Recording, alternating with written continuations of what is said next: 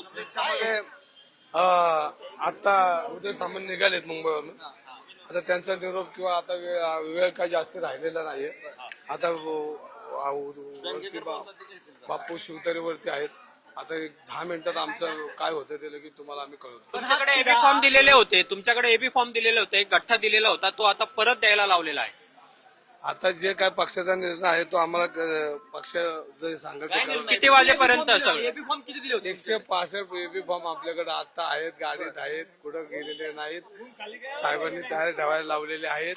फक्त आता काय निर्णय होतो ते 10 मिनिटं. 165 भरणार का आता? जर युती झाली नाही, युती झाली नाही तर 165 एबी फॉर्म शिवसेना भरणार का? जे आता काय तो निर्णय आता एकनाथ शिंदे साहेब जो निरोप देतील तो आता वरती घ्यायला चाललोय.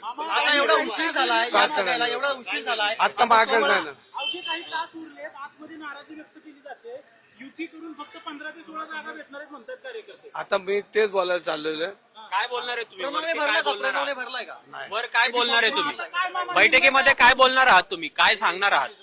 तुमच्यावर महानगर प्रमुख पदाची जबाबदारी आहे. तुमचं काय नेमकं म्हणणं आहे हे सांगणार आहे का नाही? आता सगळं शेवटची परिस्थिती आलेली आहे, असं असताना सुद्धा तुम्ही वाट बघताय. आता लढलं पाहिजे भाजपला सोडून, ते मत मांडणार आहे का? कार्यकर्त्यांचा उद्रेक होतो इथं. नाही, कार्यकर्त्यांचे भावना बरोबर आहेत.